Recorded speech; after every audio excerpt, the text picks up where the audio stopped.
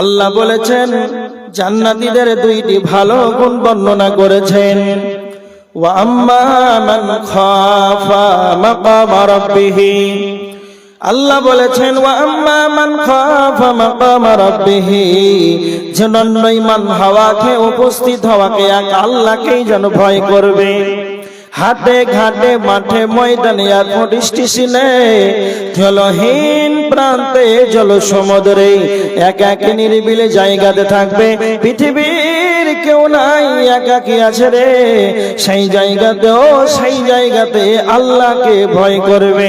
আল্লাহ বলেছেন 2 নাম্বার ওয়ানহান নাফসা আনিল হাওয়া, নিজের নফসকে কন্ট্রোলে রাখতে হবে।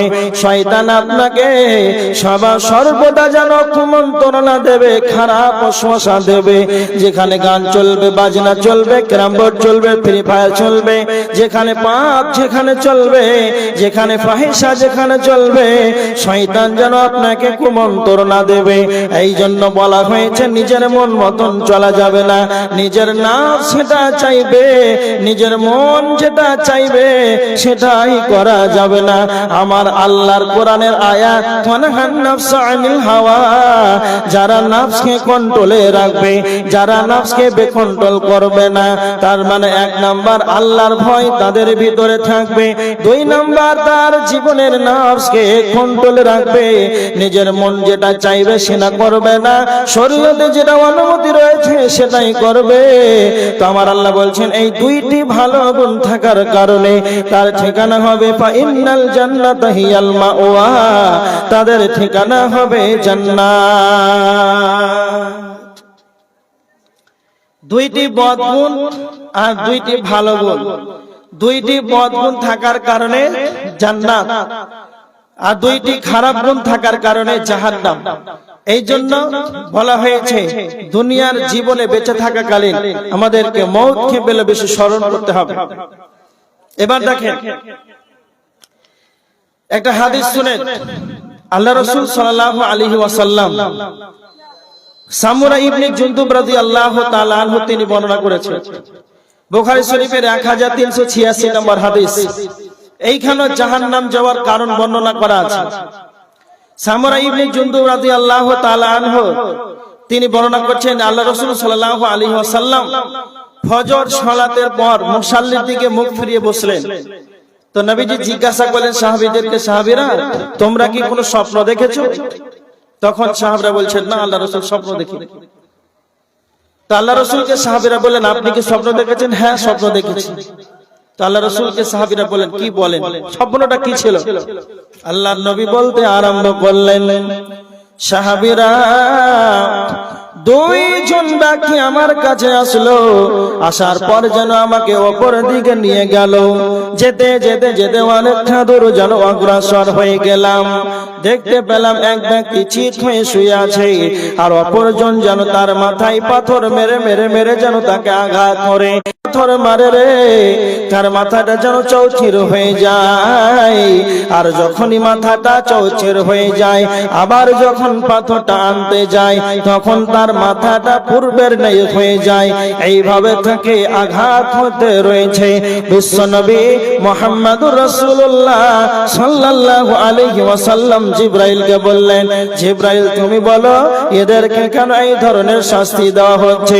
বিশ্বনবী তখন বললেন, আল্লাহর নবীকে জিবরাইল বলেন, ইয়া রাসূলুল্লাহ আপনি সামনে বাড়ুন, আপনাকে যেন পরে বলা হবে। এইভাবে বিশ্বনবী আরো সামনে এগাতে লাগলেন।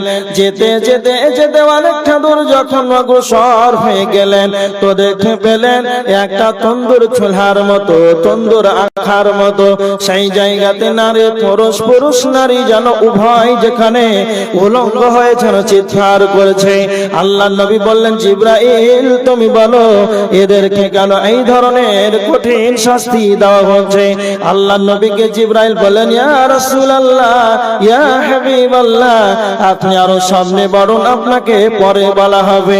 এইভাবে বিশ্ব নবী বলছেন, সাহাবীরা রে আমি যেন আরো উপরে এগাতে লাগলাম। যেতে যেতে যেতে অনেকটা দূর চলে গেলাম, সেখানে দেখতে পেলাম একটা রক্তের নদী, ত্বচা দুর্গন্ধময় যুক্ত রক্তের নদী, এতটা পচা দুর্গন্ধময়, সেখানে যেন ঠিকা যাচ্ছে না, এমন ভাবে তাদেরকে যেন সেখানে এই পচা দুর্গন্ধময় যুক্ত রক্তের নদীতে তারা যখন কিছু মানুষ যেন সাঁতার কাটছে, তারা যখন সাঁতার কাটতে কাটতে কিনারায় কিছু যখন ফিরে চলে আসে, তখন তাদেরকে পাথর মেরে মেরে মেরে যেন তাদেরকে আঘাত করা হয়।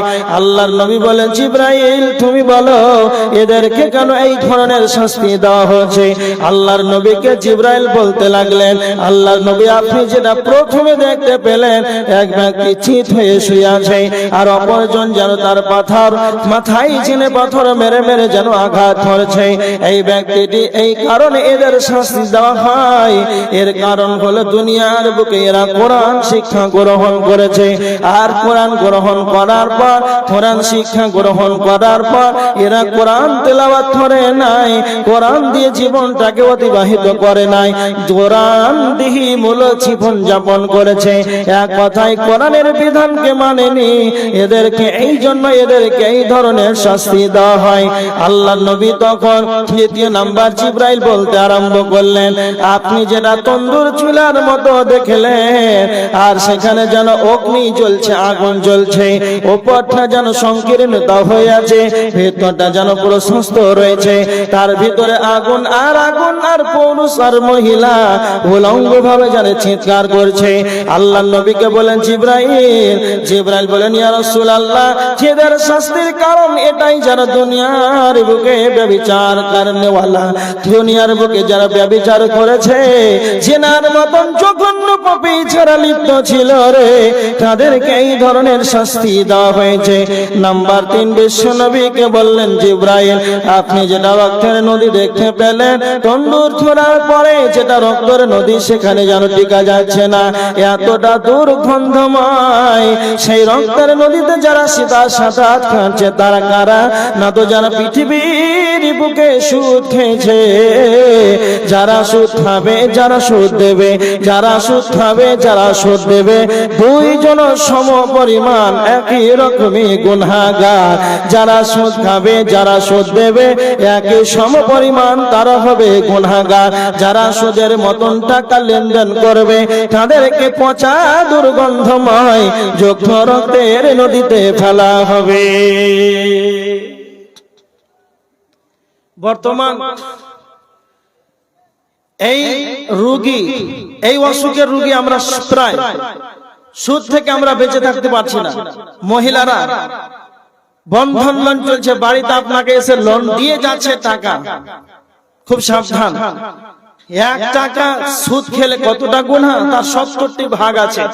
তার ভিতরে সর্বনিম্ন স্থান সেটা হচ্ছে মায়ের সঙ্গে জিনা করার সমতুল্য গুনাহ। এখনকার যারা সুদ খায় এদেরকে লজ্জা শরম কিছুই নাই। সুদ খায় তাকে যদি সুদখোর বলে তো সে আরো হাসি পায়, সে মনে মনে আত্ম অহংকারে ভেসে বলে আমি সুদখোর। কিন্তু ওকে যদি জেনাখোর বলা হয় তো সে রাগ করবে। রাগ করার তো কিছুই নাই, একবারে বিশাল বড় অপরাধ। সুদ থেকে আমাদেরকে বেঁচে থাকতে হবে। এই জন্য বুখারীর হাদিস, মানুষই সুদ খায়, সুদ খাওয়ার কারণে মানুষ জাহান্নামে চলে যাবে।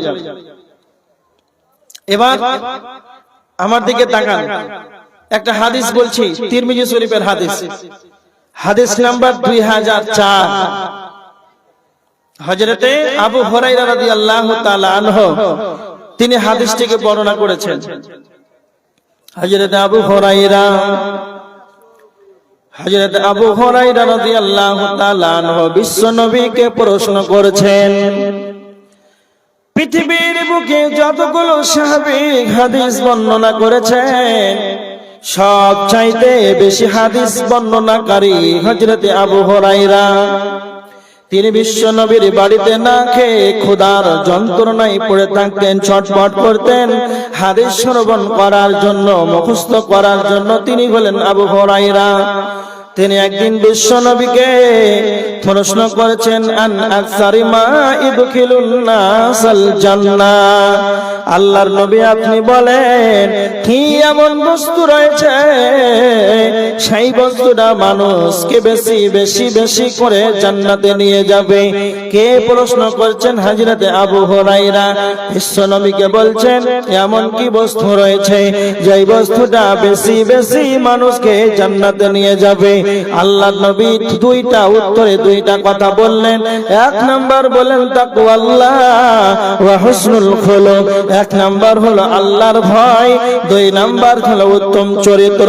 যখন হযরত আবু হুরায়রা বিশ্ব নবীকে প্রশ্ন করেন কোন বস্তুটা বেশি মানুষকে জান্নাতে নিয়ে যাবে, আল্লাহর নবী সাল্লাল্লাহু আলাইহি ওয়াসাল্লাম সালাতের কথা বলে নাই, যাকাতের কথা বলে নাই, হজের কথা বলে নাই, সর্বপ্রথম আল্লাহর ভয়টাকে ধরলেন। কেন?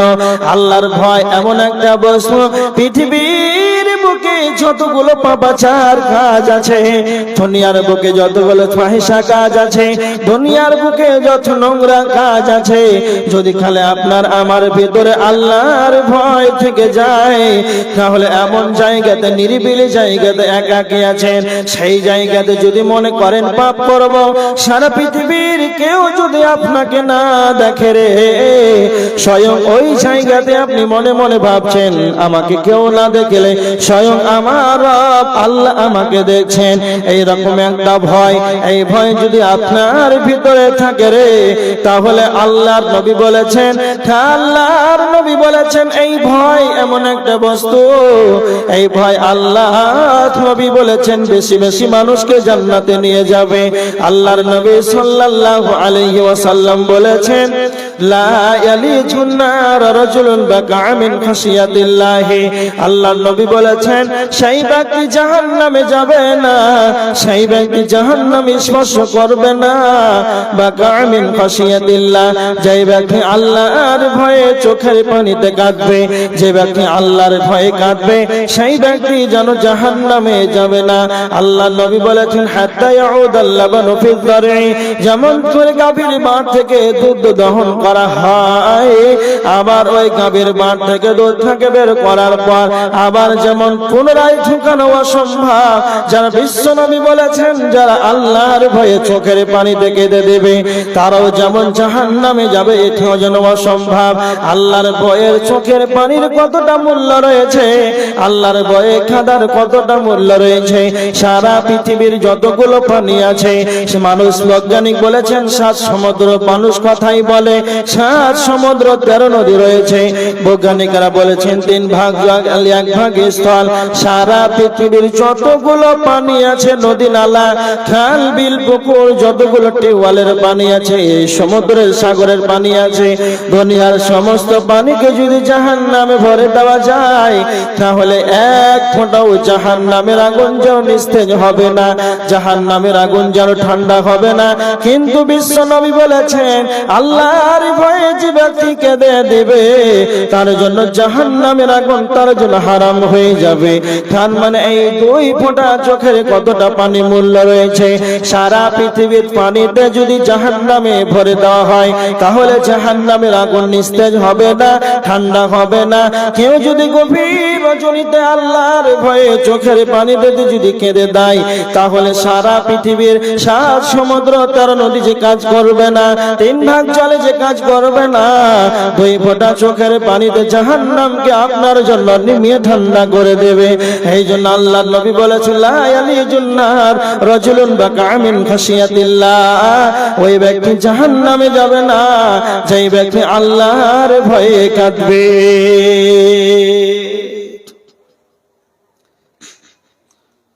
তার মানে আল্লাহর ভয় এমন একটা বস্তু, এই বস্তুটা বেশি মানুষকে জান্নাতের দিকে নিয়ে যাবে, এটা আমাদের ভিতরে থাকতেই হবে, কম্পালসারি। 2, আল্লাহ রাসূল বললেন উত্তম চরিত্র।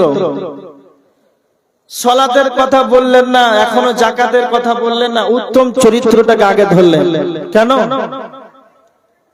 অনেক গ্রামের মানুষ আছে দেখবেন 5 ওয়াক্তের মুসাল্লি সালাতে যায়, মসজিদে যায়, মসজিদে যায় সালাতের জন্য, ওর চরিত্রের কারণে মসজিদে ইমাম টিকতে পারছে না। চরিত্রের কারণে মসজিদে মুসাল্লি টিকতে পারে না, তার মানে চরিত্র বড় খাতারনাক। এই চরিত্রকে আগে বানাতে হবে। যার চরিত্র নাই তার কিছুই নাই। বিশ্বনবী বলেছেন চরিত্র এমন একটা বস্তু, আল্লাহ নবী বলেছেন কাল কিয়ামতের ময়দানে মিজানের পাল্লাতে যেই দিন নেকি বদি ওজন করা হবে, সেই দিন সব চাইতে বেশি ভারী হবে, সেটাই হলো উত্তম চরিত্র। সব চাইতে কাল কিয়ামতের ময়দানে বেশি ভারী হবে মিজানের পাল্লাতে, সেটাই হচ্ছে উত্তম চরিত্র। এই জন্য আল্লাহ রাসূল বলেছেন এই দুইটা এমন বস্তু মানুষকে বেশি বেশি করে জান্নাতের দিকে নিয়ে যাবে। এবার দেখেন হযরত আবু হুরায়রা রাদিয়াল্লাহু তাআলা আনহু আল্লাহ রাসূলকে দ্বিতীয়বার প্রশ্ন করছেন, আবার প্রশ্ন করছেন আল্লাহর নবী আন আকসারি মা ইদখিলুন নাসান নার। আল্লাহর নবী আপনি বলেন কি এমন বস্তু রয়েছে সেই বস্তুটা বেশি বেশি বেশি মানুষকে জাহান্নামের দিকে নিয়ে যাবে। আল্লাহ নবী আবার দুইটা কথা বললেন, আল ফাহমু ওয়াল ফারজ। এক নাম্বার হলো মুখমণ্ডল, দুই নাম্বার হলো লজ্জা স্থান। এক নাম্বার হলো মুখমণ্ডল, দুই নাম্বার হলো লজ্জা স্থান। মুখমণ্ডল লজ্জা স্থানের কারণে বেশি মানুষ জাহান্নামে চলে যাবে। তার মানে এই মুখমণ্ডলকে আপনাদের আমাদের সবাইকেই যেন হেফাজত করতে হবে। আল্লাহ সুবহানাহু ওয়া তাআলা আমাদেরকে জবান দিয়েছেন, কথা বলার ক্ষমতা দিয়েছেন। আল্লাহ আমাদেরকে কথা বলার ক্ষমতা দিয়েছেন, আল্লাহ আমাদেরকে জবান দিয়েছেন। আল্লামাহুল বায়ান। পৃথিবীর বুকে যতগুলো প্রাণী আছে রে, তাদের মুখমণ্ডল আছে কিন্তু কথা বলার ক্ষমতা নাই, তাদের মুখে তালা মারা আছে। কিন্তু আমার রব আমাদেরকে কথা বলার ক্ষমতা দিয়েছেন। আল্লাহ আমাদেরকে কথা বলার ক্ষমতা দিয়েছেন, এটা আমাদেরকে সবাইকে মনে রাখতে হবে। আল্লাহ যেমন আমাদেরকে কথা বলার যেমন ক্ষমতা দিয়েছেন, আল্লাহ আমাদেরকে আবার টাইট করে দিয়েছেন। সূরা কাফের 17-18 নম্বর আয়াতের ভিতরে আল্লাহ বলেছেন ইযা তালাক্কাল মুতালাক্কিয়ানি আনিল ইয়ামিনি ওয়া আনিশ শিমালি কাঈদ মা ইয়ালফিযু মিন কাওলিন ইল্লা লাদাইহি রাকীবুন আতীদ। আল্লাহ সুবহানাহু ওয়া তাআলা কোরআনের ভিতরে বলেছেন তোমাদের ডানে বামে দুইজন সংরক্ষণকারী ফেরেশতা, দুইজন সংরক্ষণকারী ফেরেশতা যেন নিয়োজিত রয়েছে তোমাদের ডানে বামে। মা ইয়ালফিযু মিন কাওলিন ইল্লা লাদাইহি রাকীবুন আতীদ। তোমরা তোমাদের মুখমণ্ডল দিয়ে যা কিছু উচ্চারণ করো না কেন, যা কিছুই বলো না কেন, সমস্ত কিছুই যেন লিপিবদ্ধ হচ্ছে। এর জন্য জবানকে কন্ট্রোলে রাখতে হবে, নচেত ফেঁসে যাবেন কাল কিয়ামতের ময়দানে। জবানকে কন্ট্রোলে রাখতে হবে, নচেত মানুষ মুখের কারণে বেশি জাহান্নামে চলে যাবে। এই জবান এমন একটা আল্লাহ সুবহানাহু ওয়া তাআলা আমাদেরকে দিয়েছেন, প্রত্যেকটা কথার জবাব আল্লাহর কাছে দিতে হবে। এই জন্য অপ্রয়োজনীয় কথা বলা যাবে না, অশালীন কথা বলা যাবে না। প্রয়োজন থাকলে কথা বলতে হবে, নচেত চুপ থাকতে হবে। আমাদের সমাজের মানুষ চায়ের দোকানে যায় 1 ঘন্টা 2 ঘন্টা 3 ঘন্টা ধরে মানুষের গীবত করে, পরনিন্দা করে, পরচর্চা করে। 1 কাপ চা খাওয়ার জন্য 2 ঘন্টা 1 ঘন্টা মানুষের সমালোচনা করে, গীবত করে, মানুষের সাথে হাসি হেউ কুত্তো কেটে কেটে দেয়। জীবনের এইভাবে 70 বছর যদি প্রত্যেকটা দিন যদি 1 ঘন্টা করে চায়ের দোকানে মানুষের গীবত করে, এই জন্য তার পাপগুলো জমা হতে হতে তার গুনাহ যেন পাহাড় হয়ে যাবে। এই জন্য আপনাকে আমি বলতে চাই, পাঞ্জাব ব্যাংক রয়েছে, স্টেট ব্যাংক রয়েছে, যেমন পাঞ্জাব ব্যাংকে স্টেট ব্যাংকে যেমন টাকা জমা করা হয়, অনুরূপ চায়ের দোকানটা হলো পাপ জমা করার একটি ব্যাংকিং ব্যবস্থা। অবস্থা। যে যত চায়ের দোকানে মানুষ আড্ডা পিটবে, গীবত করবে, পরনিন্দা করবে, সমালোচনা করবে, তার তত যেন তার পাপগুলো জমা হতে হতে তার পাপে পাহাড়ে যেন পরিণত হয়ে যাবে। কেননা তো এই মুখের কারণে, জবানের কারণে, এই মুখমণ্ডলের কারণে তার পাপগুলো জমা হয়ে যাবে। এই জন্য বিশ্বনবী বলেছেন, মান কানা ইউমিনু বিল্লাহি ওয়াল ইয়াউমিল আখির, যদি কালে তোমাদের আল্লাহর প্রতি ঈমান থাকে, আখিরাতের প্রতি যদি তোমাদের ঈমান থাকে, ফালিয়াকুল খায়রান, তবে তোমরা ভালো ভালো ভালো কথা বলো, আউলিয়া সমত মচে চুপ থেকে যাও। বিশ্বনবী বলেছেন, সুম্মা সাকাতা নাজা, যে চুপ থাকলো সে যেন বেঁচে গেল।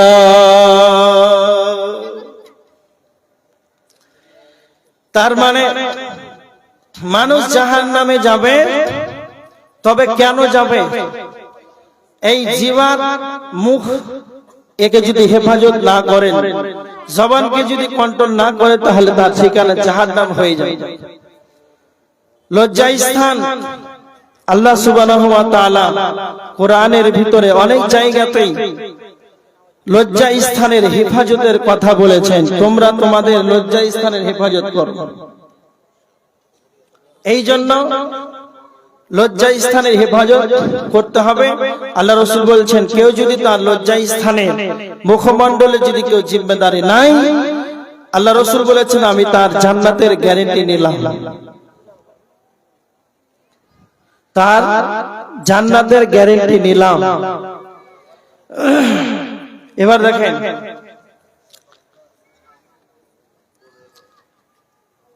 সাউন্ড বসে যাচ্ছে।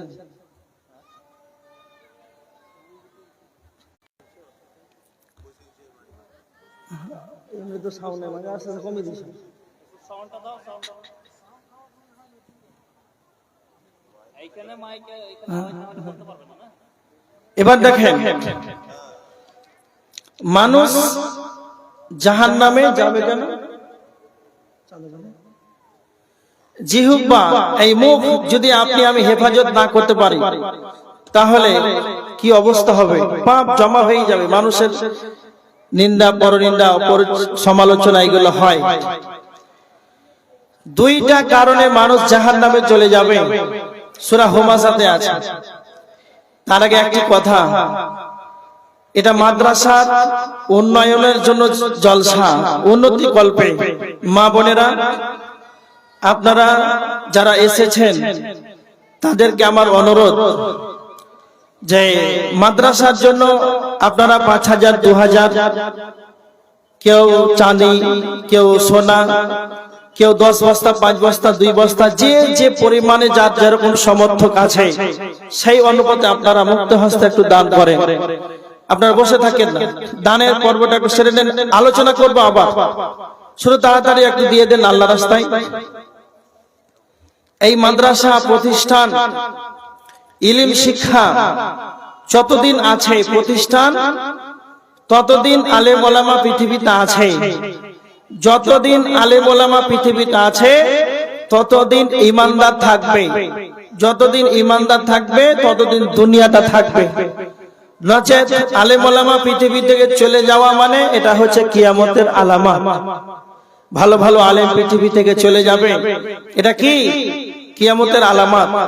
এজন্য আমাদেরকে মাদ্রাসা প্রতিষ্ঠান, যেখানে কোরআনের শিক্ষা দেওয়া হবে, হাদিসের শিক্ষা দেওয়া হবে, সেই জায়গাটাকে আমাদেরকে সময় দিয়ে, পরিশ্রম দিয়ে, টাকা দিয়ে, সম্পদ দিয়ে আমাদেরকে মাদ্রাসাকে বাঁচিয়ে রাখতে হবে। কে আছেন আল্লাহর গোলাম নিজে স্বেচ্ছায় মাদ্রাসার জন্য ৫,০০০ টাকা দান করবেন? কে আছেন? আপনারা একটু তাড়াতাড়ি উঠেন। জাহাঙ্গীর একজন 400 টাকা দান করেছেন। আল্লাহুম্মা সাল্লি আলাইহি, আল্লাহুম্মা বারিক আলাইহি। যে উদ্দেশ্যে দান করেছে, আল্লাহ তুমি তার উদ্দেশ্য পূরণ করে নাও। আল্লাহুম্মা আমিন। আল্লাহুম্মা আহলিকা ওয়া মালিকা, আল্লাহ তুমি তার আহল পরিবার বরকত দাও, তার মালে বরকত দাও। আল্লাহুম্মা আমিন। কে আছেন? জাসিমুল হক কয় হাজার? 4,000, আর একজন 4,000 টাকা মাদ্রাসার প্রেসিডেন্ট সাহেবের জামাই ঘোড়াইপাড়া থেকে 4,000 টাকা দান করেছেন। আল্লাহুম্মা সাল্লি আলাইহি। পিতামাতার জন্য, পরিবারের জন্য, আহাল পরিবারের জন্য দান করেছেন। আল্লাহ যে উদ্দেশ্যে দান করেছে আল্লাহ তুমি তার উদ্দেশ্য পূরণ করে নাও। আল্লাহুম্মা আহলিকা ওয়া মালিকা, আল্লাহ তুমি তার আহাল পরিবার বরকত দাও, তার মালে বরকত দাও, তার রিজিকে বরকত দাও। অসুস্থ থেকে তুমি তাদেরকে আরোগ্য দান করো। আল্লাহুম্মা আমিন। কে আছেন আপনারা? আপনারা একটু সবাই 500, 1000, 2000 করে সবাই দেন। 10-এর লাঠি 1-এর বোঝা, সকলে যদি আমরা সবাই মিলে একটু দিতে পারি মুক্ত হস্তে, তাহলে অনেকই হয়ে যাবে।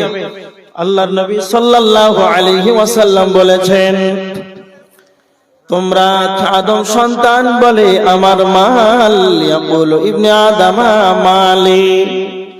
আদম সন্তান বলে আমার মাল, আমার মাল। বিশ্ব নবী বলেছেন তোমার কোনটা মাল? যেটা তুমি খাও সেটা তোমার মাল, যেটা তুমি পরিধান করো সেটা তোমার মাল, যেটা তুমি আল্লাহ রাস্তায় দান করবে সেটাই হবে তোমার মাল। আজকে মাদ্রাসার জন্য যেই টাকাটা দান করবেন সেটাই হবে আপনার মাল। কাল কিয়ামতের ময়দানে এর ভাগ যেন কেউ নেবে না, এই মালটা আপনার থেকে যাবে।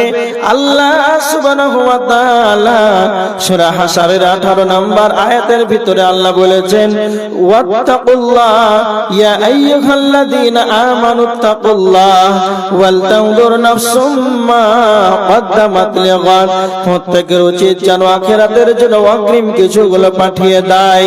আল্লাহ বলেছেন, ওয়াত্তাকি ফীমা আতাকাল্লাহুদ দারাল আখিরা। আল্লাহ বলেছেন আমি তোমাদেরকে যা দান করেছি তা থেকে তোমরা আখিরাতের জন্য ঘর অনুসন্ধান করে নাও। কে আছেন আল্লাহর গোলাম?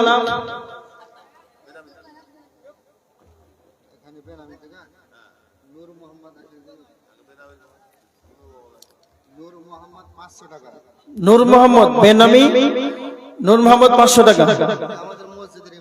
মসজিদের ইমাম সাহেব বেনামিতে 500 টাকা। ওয়াসিম 100 টাকা। বেনামি 100। আসলাম আনসারি 50। নাসির টেলার 100 টাকা। বেনামি 150 টাকা। বেনামি 100 টাকা।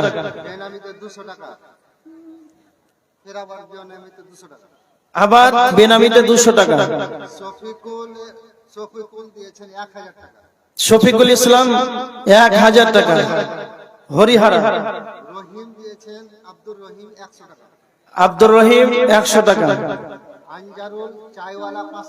আনজারুল চাওয়ালা 100 টাকা। 500 টাকা।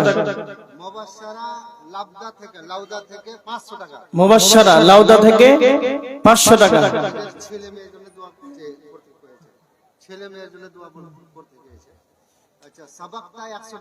সাবাক্তা 100 টাকা। জোহরুল ইসলাম 400 টাকা। যে উদ্দেশ্যে যারা দান করেছে আল্লাহ তুমি তাদের সকলের সাগরের দানকে গ্রহণ করে নাও। আল্লাহুম্মা আমিন।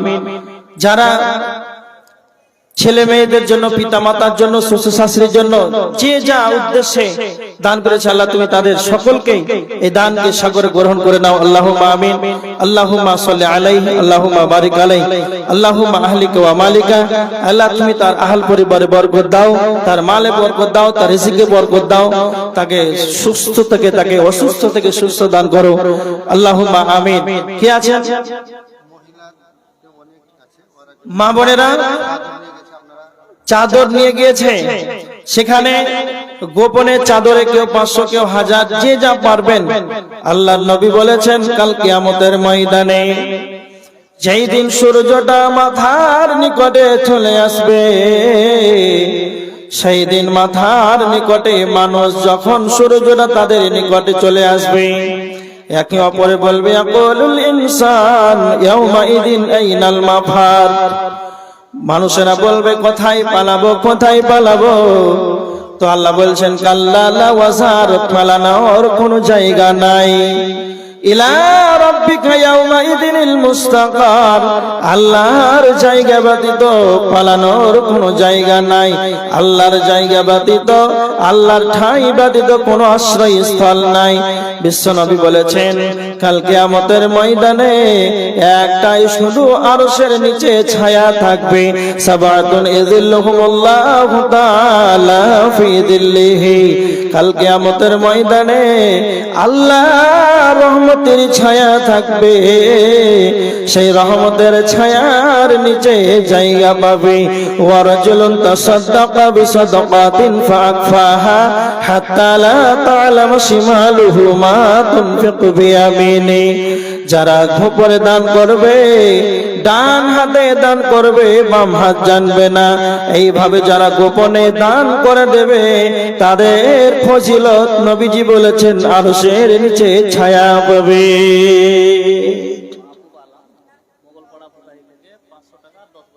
মাহবুব আলম 10 বড়া সিমেন্ট 500 টাকা নগদ মঙ্গলপাড়া ভুতাহি থেকে। আল্লাহুম্মা সাল্লি আলাইহি আল্লাহুম্মা বারিক আলাইহি, যে উদ্দেশ্যে দান করেছে আল্লাহ তুমি তার উদ্দেশ্য পূরণ করে নাও। আল্লাহ তুমি তার রিজিকে বরকত দাও।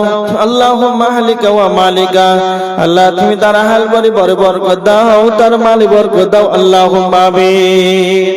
মহারাজপুর থেকে লালচান 20 বড়া সিমেন্ট, মহারাজপুর থেকে লালচান 20 বস্তা সিমেন্ট, 20 বস্তা 20 ব্যাগ সিমেন্ট দান করেছেন। আল্লাহুম্মা সাল্লি আলাইহি আল্লাহুম্মা বারিক আলাইহি, যে উদ্দেশ্যে দান করেছে আল্লাহ তুমি তার এই দানকে সাগরে গ্রহণ করে নাও। আল্লাহ তুমি তার আহল পরিবারে বরকত দাও, তার মালে বরকত দাও, তার রিজিকে বরকত দাও। আল্লাহুম্মা আমিন। কয় বস্তা হলো? 65 ব্যাগ, 100 বস্তা লাগবে ঢালাই করতে, 64 হয়ে গেল। আর লাগবে কত? 36। কে আছেন আল্লাহর গোলাম মা বোনেরা, আপনারা 5 বস্তা 2 বস্তা করে একটু লিখান। সিমেন্ট লাগবে আরো 36 ব্যাগ। আর যারা আমার সম্মুখে বসে আছেন তাড়াতাড়ি একটু পূরণ করে দেন, কেউ 5 বস্তা, কেউ 10 বস্তা, এইভাবে দিয়ে 36 ব্যাগ। কে আছেন আল্লাহর গোলাম? তাড়াতাড়ি দাঁড়ান, বলেন, পরে দিবেন, ঢালের দিন দিবেন। 5 বস্তা করে। ইসলাম ফলওয়ালা 10 বড়া সিমেন্ট, মাশাআল্লাহ, ইসলাম ফলওয়ালা 10 বস্তা সিমেন্ট দান করেছেন। আল্লাহুম্মা সাল্লি আলাইহি আল্লাহুম্মা বারিক আলাইহি, আল্লাহ যে উদ্দেশ্যে দান করেছে আল্লাহ তুমি তার উদ্দেশ্য পূরণ করে নাও। আল্লাহ তুমি তার হাল করে বরকত দাও, তার মালে বরকত দাও, তার রিজিকে বরকত দাও। আল্লাহুম্মা আমিন। 74 ব্যাগ হয়ে গেল না? আর মাত্র 26 বস্তা বাকি আছে। কে আছেন আল্লাহর গোলাম? তাড়াতাড়ি পুজিয়ে দেন।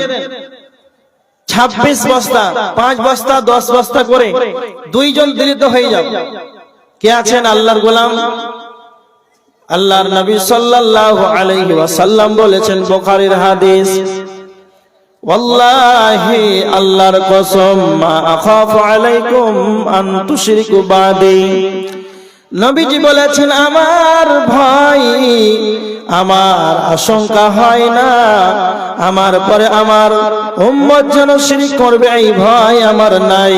কিন্তু আমার সবচেয়ে বড় ভয় হয়, ওয়ালাকিন আখাফু আলাইকুম আন তানাফাসু ফিহা, আমার সবচেয়ে বড় আশঙ্কা হয় আমার পরে আমার উম্মত শিরক করবে, এই ভয় নাই। কিন্তু দুনিয়ার সম্পদের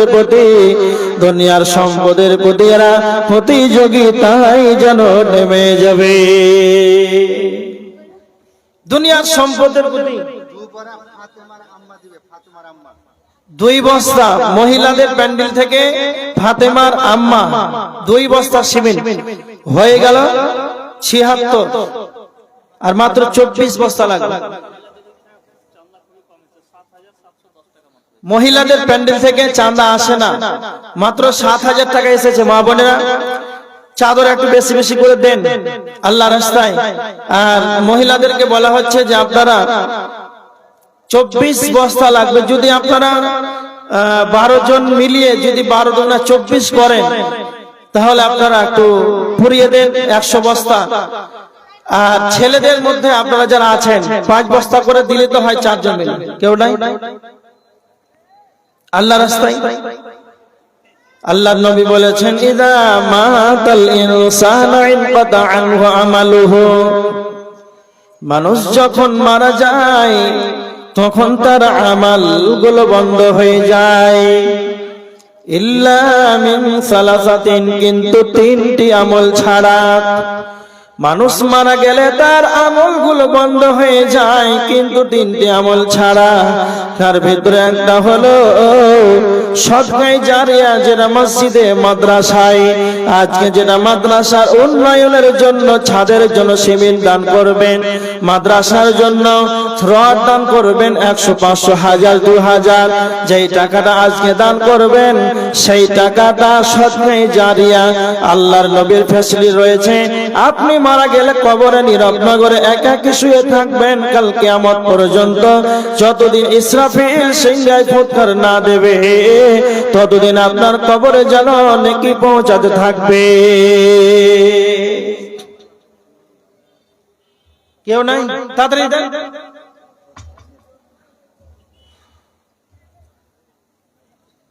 চব্বিশ বস্তা বাকি থাকলো। প্রধান বক্তা আপনাদের অনেক দূর থেকে এসেছেন, জি সুবহানাল্লাহ, পূর্ণিয়া থেকে এসেছেন, এখানে আছে 24 বস্তা পূরণ করতেই হবে।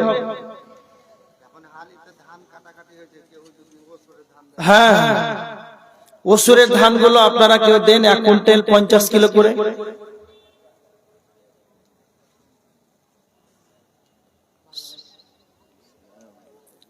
যাই হোক, আপনাদের কাছে আমার অনুরোধ, 24 ব্যাগ সিমেন্ট। মা বোনেরা, প্রধান বক্তা স্টেজে চলে এসেছে, আপনারা দান শেষ করে দিবেন এটা নয়, দিতেই থাকেন। 24 বস্তা পূরণ করতেই হবে। হ্যাঁ, আমাদের